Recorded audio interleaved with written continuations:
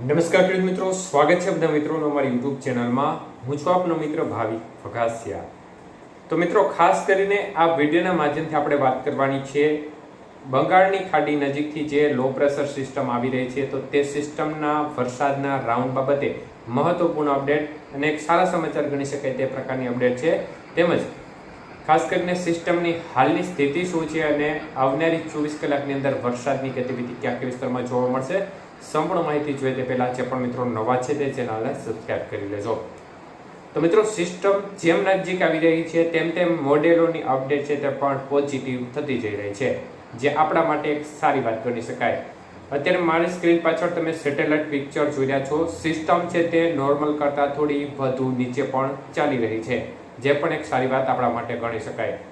તો સિસ્ટમ હાલ low pressure સ્વરૂપે છે અને હાલ સિસ્ટમનું લોકેશન ખાસ કરીને મધ્યપ્રદેશના જબલપુર નજીક જોવા મળી રહ્યું છે. સિસ્ટમ જબલપુર નજીક પહોંચી ગઈ છે અને હવે ત્યાંથી સિસ્ટમ આગળ વધવાની ગતિ છે તે ખૂબ જ સ્લો થઈ જશે.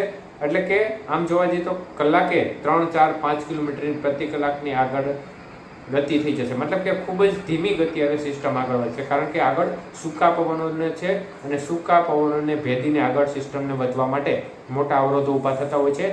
તો આ સમયગાળા દરમિયાન સિસ્ટમ છે તે આવી જે લોકેશન ઉપર અત્યારે આવી ગઈ છે ત્યાંથી હવે ખૂબ જ સ્લો ગતિએ ચાલશે અને લગભગ આવનારી 24 કલાકની અંદર ખૂબ જ મોટું અંતર કાપશે નહીં, ખૂબ જ થોડા વિસ્તાર તરફ આગળ વધશે.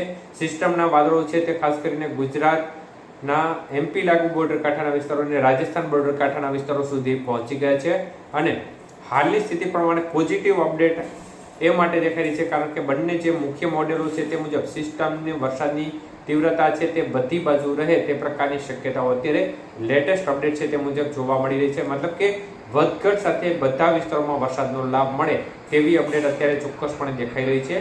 તો આપણે આશા રાખીએ કે તે મુજબ જ વરસાદ થઈ જાય અને ખાસ કરીને અમેરિકન મોડેલની અપડેટ મુજબ સિસ્ટમ છે તે ઉત્તર ગુજરાતના ભાગો સુધી આવી રહી છે અને જો આ મુજબ રહેશે તો સૌરાષ્ટ્રના મોટા ભાગના વિસ્તારમાં પણ વધઘટ સાથે વરસાદની ગતિવિધિ સારી એવી જોવા મળે અને કચ્છના ભાગોમાં પણ વરસાદની ગતિવિધિ સારી એવી જોવા મળે તે પ્રકારની શક્યતાઓ દેખાઈ છે. રાઉન્ડ આવવાનો છે તે વાત ફાઇનલ છે, પરંતુ વરસાદના માત્રા છે તેમાં ફેરફાર થશે તે વાત, મતલબ કે આપણે અગાઉ કહ્યું હતું તેમ ગુજરાત રિજનનો ભાગ એટલે કે ઉત્તર ગુજરાત, મધ્ય પૂર્વ ગુજરાત અને દક્ષિણ ગુજરાતના ભાગોમાં તો લાભ મળવાની જ છે, પરંતુ સૌરાષ્ટ્ર અને કચ્છના ભાગોમાં સિસ્ટમના ટ્રેક આધારિત વરસાદની તીવ્રતા રહેશે. પરંતુ તો પણ બધા વિસ્તારોમાં વધઘટ સાથે વરસાદની ગતિવિધિ, મતલબ કે બધા જિલ્લાઓ છે તેમાં વધઘટ સાથે વરસાદની ગતિવિધિ જોવા મળી જાય તે પ્રકારની શક્યતાઓ છે.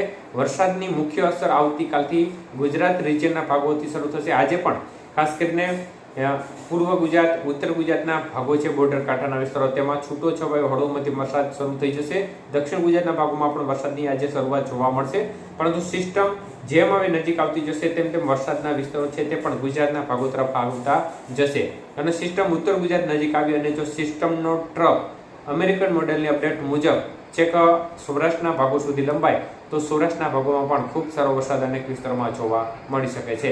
એટલે એક સારા સમાચાર એ માટે ગણી શકાય કારણ કે સિસ્ટમ થોડી નીચે ચાલી રહી છે, સિસ્ટમ થોડી સ્લો ચાલી રહી છે અને ગુજરાત નજીક અથવા તો ગુજરાત ઉપર આવી રહી છે તે પ્રકારની શક્યતાઓ અત્યારે મોડેલોમાં દેખાઈ રહી છે. એટલે 11 થી લઈને 15 તારીખના સમયગાળા દરમિયાન અનેક વિસ્તારોમાં ખૂબ સારામાં સારો વરસાદ જોવા મળે તે પ્રકારની શક્યતાઓ દેખાઈ રહી છે, જેમાં સૌરાષ્ટ્ર અને કચ્છના ભાગોમાં પણ અનેક ક્ષેત્રોમાં વરસાદની ગતિવિધિ સારી જોવા મળી શકે છે.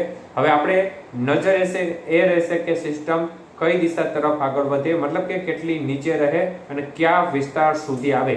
જો વધુ નીચે આવે તો સૌથી વધુ લાભ અનેક ક્ષેત્રોમાં બધી બાજુ મળી શકે છે, પરંતુ નીચે આવે એટલો ફાયદો સૌરાષ્ટ્ર અને કચ્છને વધુ રહેશે. એટલે આપણે આશા રાખીએ તે મુજબ જ રહે અને સિસ્ટમ હવે ખૂબ જ સ્લો ચાલવાની છે. એટલે જે વરસાદની તીવ્રતા છે તે વધુ ઉપર નહીં જાય, પરંતુ તેની આસપાસ અને ગુજરાતના ભાગો તરફ જ જે વાદળોના ગોટા બનશે તે આવવાની શક્યતાઓ દેખાય છે. એટલે આવતીકાલથી ઝાપટારૂપી વરસાદનો દોર અનેક ક્ષેત્રોમાં જોરદાર શરૂ થઈ જશે અને આજે પણ ખાસ કરીને સૌરાષ્ટ્રના ભાગો છે, કચ્છના ભાગો છે, દક્ષિણ ગુજરાત, મધ્ય પૂર્વ ગુજરાતના ભાગો છે તેમાં પણ અનેક વિસ્તારોમાં સારા ઝાપટાનું પ્રમાણ જોવા મળશે અને બોર્ડર કાંઠાના વિસ્તારો છે તેમાં વરસાદની તીવ્રતામાં સારો એવો વધારો જોવા મળી શકે છે.